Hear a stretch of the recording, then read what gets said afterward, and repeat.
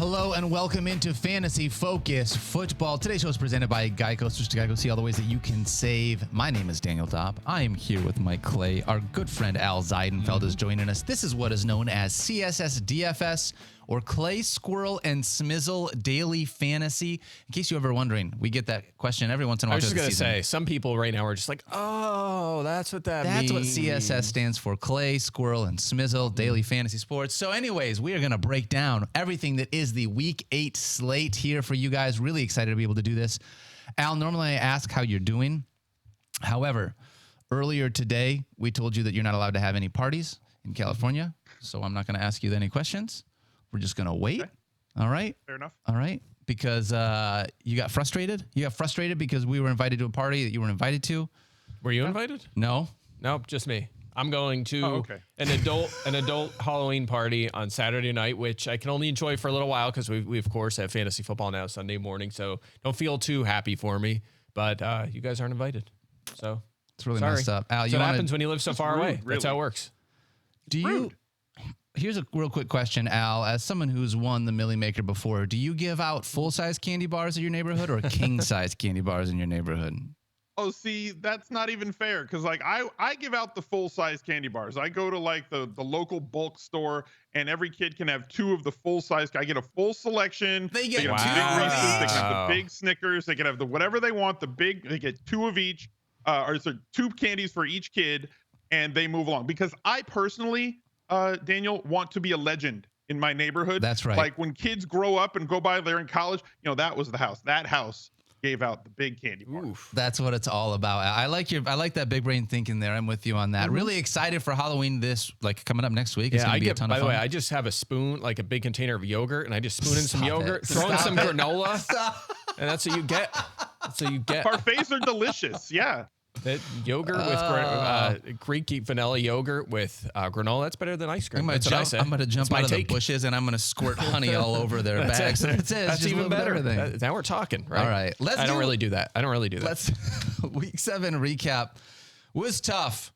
Mike beat me by 4 points in week 7. It hurt. I had Amon-Ra St. Brown unfortunately go down early in the game, but you came back with another W this week, Mike. 5-game winning streak, I think. 5-game winning streak. S. Pavlovich had 224.24. Congratulations. Well done. In our daily fantasy league. Here's the thing. You can join our free league over at DraftKings. It's free to enter.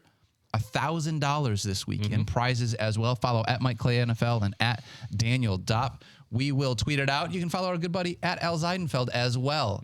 Al, where are some other places that people can find you? I feel like it's usually smizzle.tv/links. Is there another place? That is the link that has everything that I do. So I'm live 5 days a week on Twitch, basically every morning, morning for me, noon to 3 Eastern time pretty much. And then on Sundays, 45 minutes before kickoff. If you're not watching fantasy football now, you can tune into me on the interwebs. And then I got a bunch of videos that come out on YouTube, like 13 videos a week on my various YouTube channels. Is he trying to steal our fantasy football now views right there? Not at all. I said if you're not, like if they're out of the house, they're on their phone. Yeah. Well, everyone is watching. Here's what happens. People tune in to you and I's DFS segment on FF Now. Which is before I go live. Right. Mike's segment is before I go live for cash, and I take questions all the way up until lock. But we're on all the way till 1 though. So if you're playing daily fantasy, we don't care for this. I think you just watch fantasy football now the whole time, and that's it. It's a 2-screen experience. You have one up on the regular TV, and then the other one's on your phone. All right, now we saw and that. And then the earbud in your ear with me. Yeah. That's right. There you go. That's right. All right, let's talk about quarterbacks this week, Mike. As we have established, all you guys do is talk about players that are playing the Detroit Lions. Every time. And this week is no different. Honestly, I wanted to talk about a quarterback, running back, receiver, and thought about a tight end against Detroit.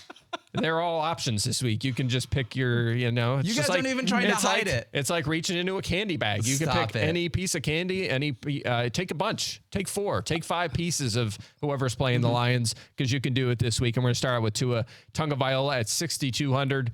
He's the 4th highest priced quarterback, so it's not like you're getting a major discount, but he's been pretty good in 3 of his 4 full games that he has played this season, at least 14 fantasy points and 260 plus passing yards. The only exception to that was the Bills. And, we don't have high expectations for any quarterback against the Buffalo Bills. We know he has a massive ceiling. That game against Baltimore, 6 touchdowns and 469 yards. And you might think, well, the Ravens defense is just horrendous. And they were that day. Don't get me wrong.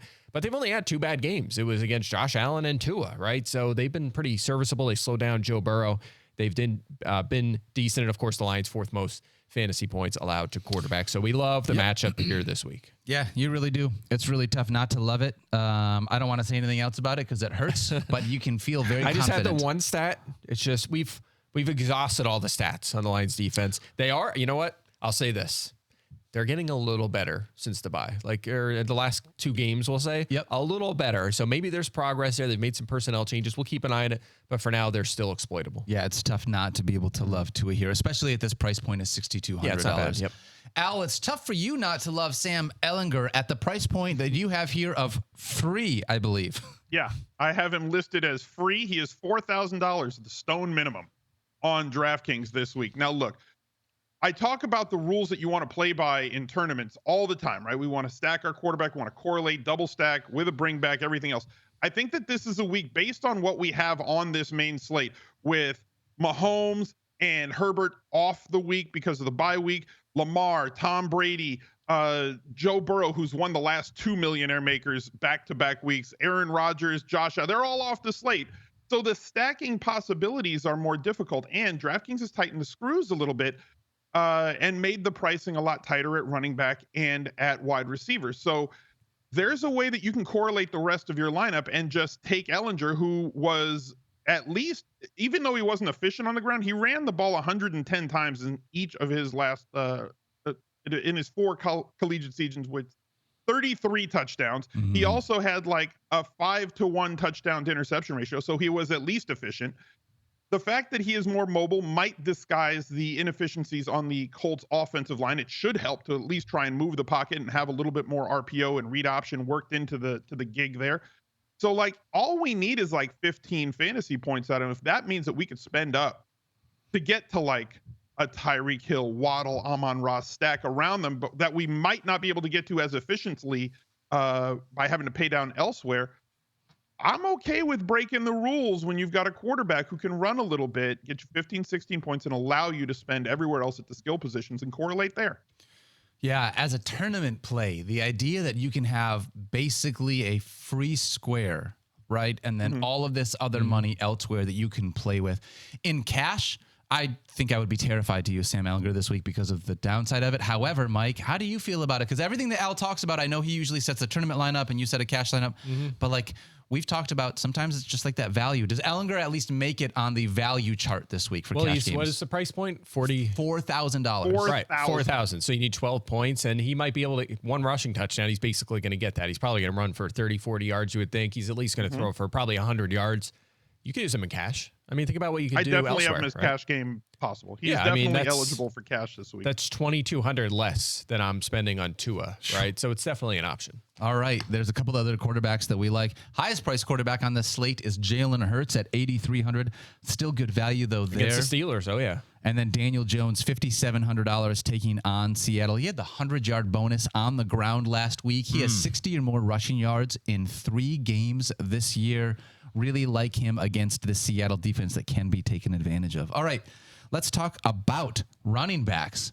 Mike Clay, Saquon Barkley, $8,100 taking on Seattle like we just talked about. I mean, how do you not like Saquon Barkley? And even at $8,100, that still feels like his floor. Yeah, it's still too low for Saquon. I used him last week. I'm going to use him again this week. I'm going to keep using him until his price gets higher to where it should be. You mentioned Daniel Jones and putting 100 yards on the ground last week. You're not going to get that very often from him, even though he just had some value with his legs. But Barkley, you may get it.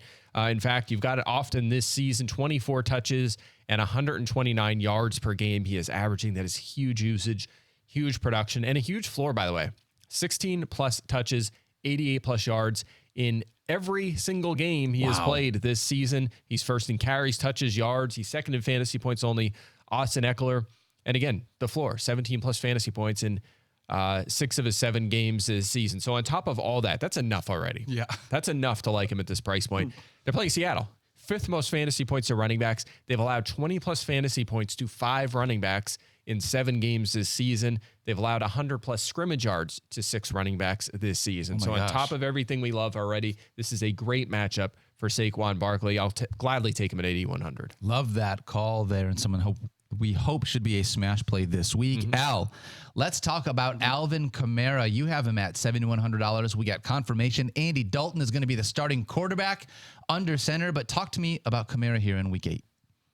So I like it when the puzzle pieces fit together, and 6 straight catches in 3 games for Kamara, 6+ targets in 4 straight games.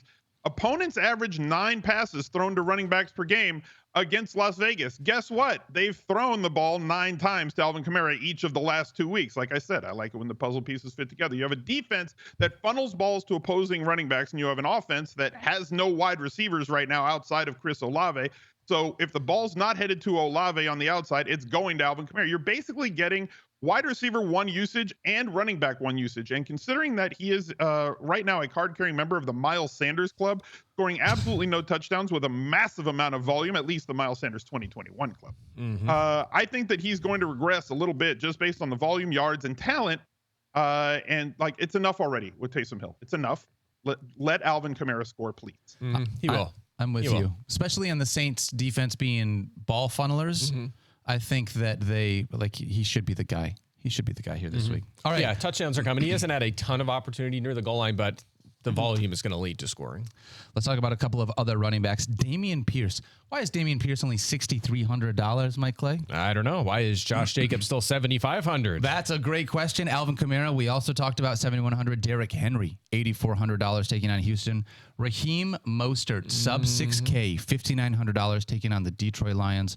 Michael Carter, $5,900 taking on New England. And how about this one? Something to just watch here. Tony Pollard is $6,100 right now.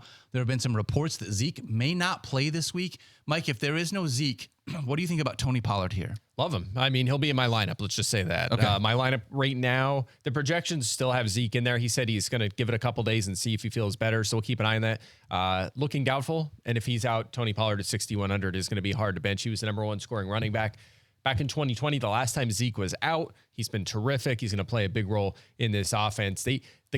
Their number 3 running back, so assuming Zeke's out, he would be number 2, is Malik Davis, who's on the practice squad right now. Like, they've just been promoting him as needed each week to be kind of their emergency running back.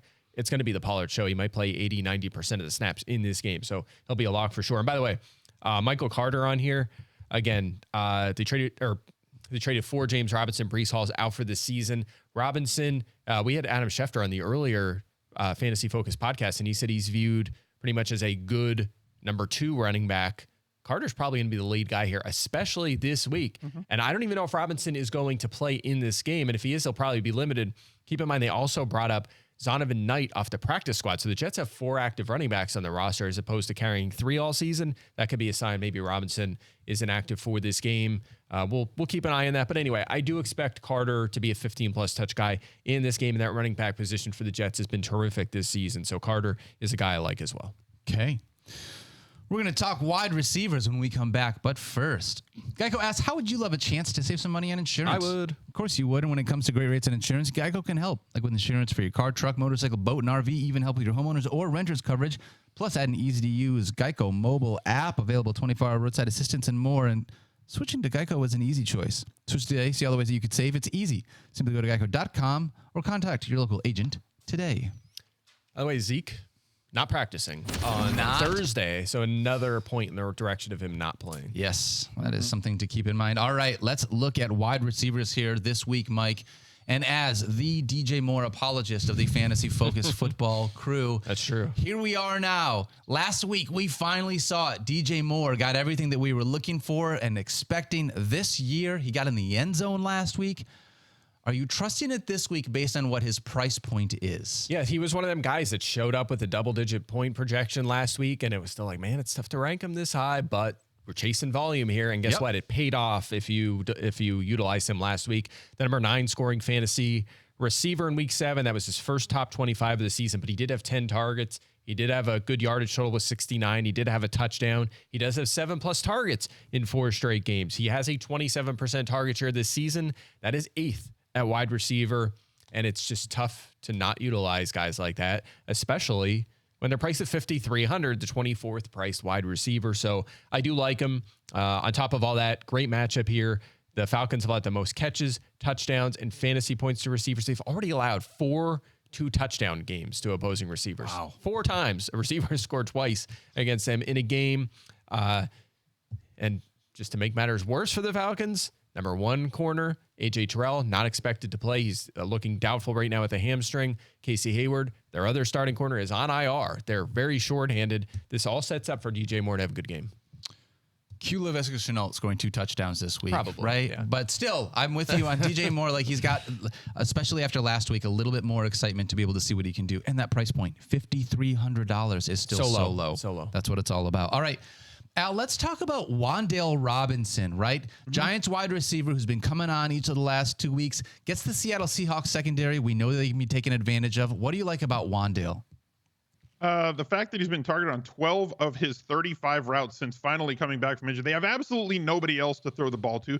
Yeah, he represents the Lollipop Guild. He's 5'5" wearing Timberland boots, but like that low ADOT and that athletic ability when you put the ball in his hands in space, something that their coach is outstanding at doing, and they're force feeding him targets. Like 33% target share on routes run is ridiculous. There's just, with all the injuries that they have on the outside and the corpse of Kenny Golladay running around out there, it's just there's nobody else reliable they can get the ball to. So if they can get the ball in the hands of Wan'Dale, I personally have him projected somewhere between 12 and 13 fantasy points on DraftKings this weekend at his price point, like as a median projection. So his ceiling, if he finds his way into the end zone and maintains the target share that he's gotten, he left last game and had 8 targets at halftime. Didn't get any targets in the second half, but he was not listed. He practiced in full on Wednesday, not on the injury report this week. So if he's fully healthy and can play a full game, double-digit targets is definitely in the realm of possibility here for 4,700. What's not to like? 4,700. Obviously, you have Darius Slayton as the other wide receiver there, but they couldn't be more different in their roles on this team, right? Darius Slayton is the guy that's just running straight down the field. And to your point, I know I say that a lot in this podcast, Al, like his ADOT is so low. Everything, his catches are so efficient from that standpoint. So if you're just racking up catches, I think you're right. I mean, it's Saquon Barkley and it's Daniel Jones. It's Wan'Dale Robinson. And like, those are the 3 guys for me. Yeah, they were working in Daniel Bellinger. He's going to be out for a while. He might miss the rest of the season with that eye injury. So Wan'Dale should be busy in this one. You're going to have, to your point, you're going to have Slayton and Marcus Johnson on the perimeter, not guys you're designing a lot of plays for, right? So it should be the Wan'Dale show. All right, a couple other wide receivers that we like. Tyreek Hill, $8,500 taking on my Detroit Lions. How do you not like that? Amon-Ra St. Brown coming back and healthy, $6,900. That seems low based on the amount of volume he should get in this game. Jalen Waddle, $6,700 as well in that game. Here's a name, Garrett Wilson, $4,200 taking on the New England Patriots. Question marks here potentially with Breece Hall not being in there. Are they going to throw the ball a little bit more, Mike? And Corey Davis is missing practice. He's hurt. I don't think he's going to play in this game. Wilson's tough to trust right now, but at 4,200 without Davis there, you can stick him into a cash lineup, I think. Darnell Mooney, $4,800 taking on Dallas. Van Jefferson. There's a punt. He's risky, but he's expected back this week off IR. And it would not surprise me at all if he's their number 2 or 3. I mean, they're not really targeting Allen Robinson. He could be their number 2 receiver, and he's been known to catch the occasional 45-yard touchdown. So at $3K, again, you just kind of stick him in there and, opens up a lot with the rest of your team. Also really like Chris Olave at $6,000. That's just still too cheap for Chris Olave. All right, let's talk tight ends, Mike. And you already talked about it. Pat Freiermuth has been looking fantastic.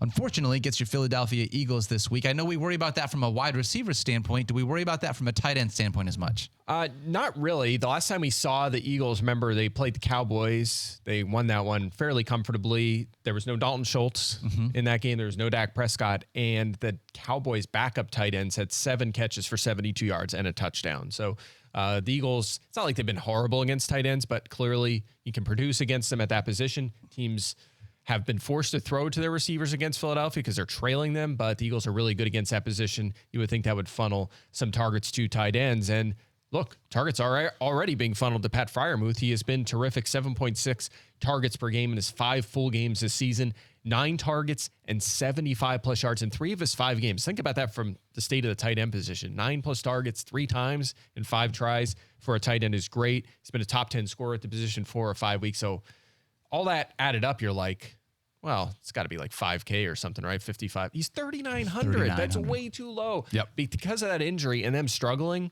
I don't think Freiermuth is really getting the respect he should be getting from anyone right now. Just an underrated, really good season so far. So love him at this price point. I am with you. He's somebody that I had in my cash lineup. I was trying to find a way to make him be in there, but because of the way pricing worked out, I had to shift some things. But I really like Pat Freiermuth this week.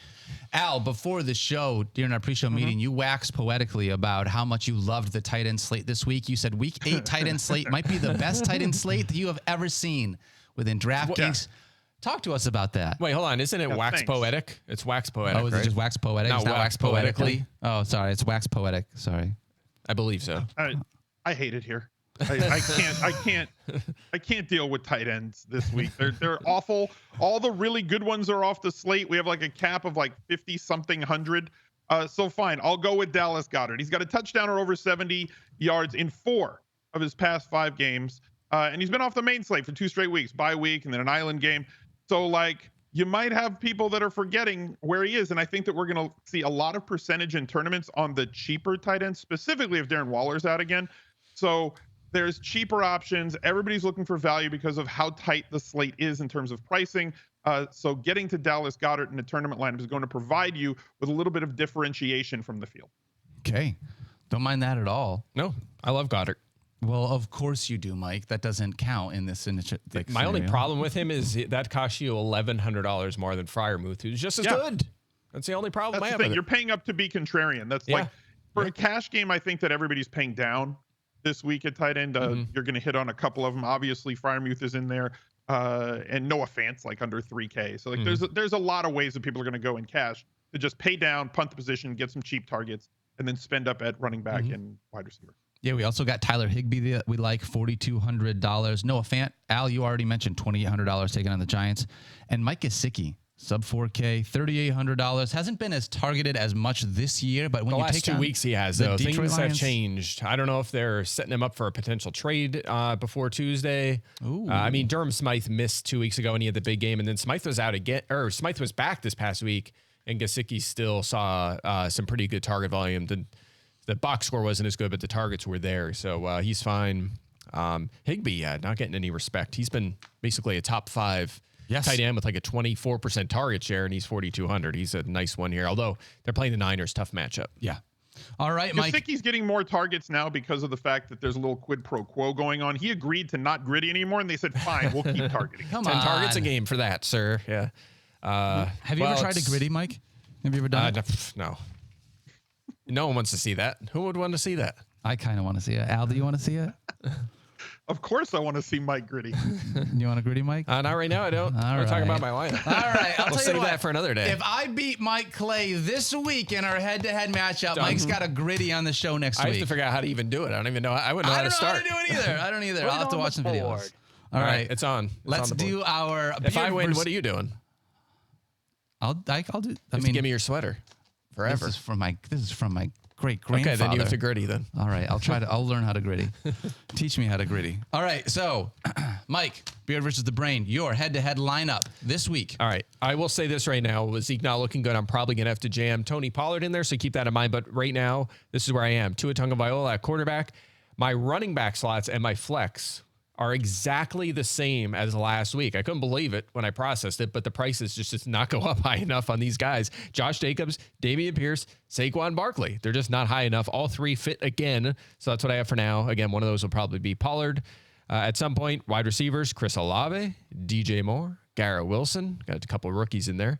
Pat Freiermuth, of course, a tight end, and punting a little at defense here with the Bears, though. They've been serviceable. That's a great lineup, though, and the volume that you are getting from that running back position is unreal. Yeah, Jacobs carried me last week. He was awesome in that 4 p.m. slate. So I had a lot of 4 p.m. guys. So my team started off really poorly, but then they just kept pouring it on in that late slate. Heck yeah, man! Especially if DJ Moore can contribute and keep doing what he did last week. That's a really nice lineup. I like that one. All right, thanks. My Week 8 lineup starts with Tua Tagovailoa. I also have Raheem Mostert, Tyreek Hill, Jalen Waddle, Mike Gesicki, Trent Sherfield, Durham Smythe, and all of the other Dolphins playing the Detroit Lions. That's a joke.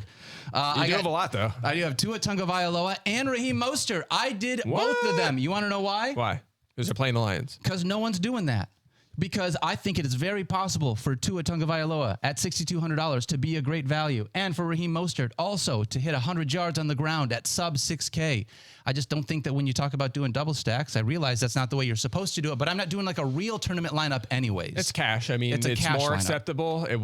I mean, in tournament, you're doing it to be contrarian. Like you would do something like that, but that's tough. It limits your ceiling, obviously. Yeah, I'll limit your ceiling in just a minute, buddy. All right, I also have Tony Pollard at $6,100. Wide receivers, Tyreek Hill, $8,500. Amon-Ra St. Brown in that same game, $6,900. We both love Chris Olave. Had to pay down for Noah Fant at $2,800 in order to get Tyreek Hill. And then I've got Wan'Dale Robinson, $4,700, taking on the Seattle Seahawks in that increased volume. I like that a lot. With the Jets defense, $2,900, taking on Mac Jones or Bailey Zappi or somebody there. Mac Jones. Yep. It's okay. So it's going to be Mac by Jones. Our good friend Field Yates. So the first half he will take on Mac Jones. Second half they will take on Bailey Zappi. But I like the Jets and then here. Brian Hoyer maybe off IR. Yeah. So I understand everything that we've talked about. I understand the idea of playing a running back, a quarterback, and a wide receiver all from the same game. There is inherent risk involved in that, but I just feel like there is so much value. I've watched too many of these Lions games. Maybe it's because when I watch myself get beat, I at least want to see something positive happen. So maybe that's what it is. The Lions are going to show up this week now. Watch on they D. better not. I mean, they better. This is going to be the week. Stop. We would love that. All right, Al, give us your tournament lineup here for week 8. I like your emotional free roll lineup that you had. I appreciate it. If the Lions win, you're happy, and if they do badly and your team does well, then you're happy too. So you have an emotional free roll this weekend. Well done, Daniel. Thank you, bud. I'm going to go with Tua at quarterback. I'm going to double stack him with Tyreek Hill and Jalen Waddle. I'm going to bring that back with Amon-Ra St. Brown. So Smart. Very high priced double stack and bring back for me. I needed to find a little bit of value. I like Michael Carter at running back to go with Alvin Kamara and his expected, let's say, 8+ targets this week if everybody else is out. I've got the island of Foster Moreau at tight end at 3,100. If Waller plays, I'm going to have to change that up a little bit, but that correlates well with Kamara as Las Vegas is playing against New Orleans. I'm going to punt off flex with Van Jefferson. I think that he's going to have a bigger role coming back than most other people expect. And I've got the Commanders defense going up against a quarterback that 90% of people in fantasy had never heard of until like Wednesday. Wow. I don't dislike that at all. I think that's great. No, those wide receivers are a lot of fun. You can do some serious damage there. Yeah. Yeah. We'll see how that works out. Al, you have, who do the Patriots play this week? You just said it. Who's your defense? Jets. Patriots play the Jets. All right. There you go. All right. Okay. That was all. I was just looking at his lineup. I was curious. Right. That's going to do it for us here in week 8. Do you guys have anything you want to add? Nope. Happy Halloween. Happy Halloween. Good we luck love to you your guys. Happy Halloween. On behalf of Mike and Al, we love you guys so much. Please love each other. Be kind to yourself. We can't wait to see you tomorrow. Tune into the Friday show. Mike and Field giving you everything that you need to know heading into the week. Smizzle.tv/links gives you everything that you need from Al Zidenfeld. I'm at Daniel Dopp on Twitter. Love you guys. We'll see you.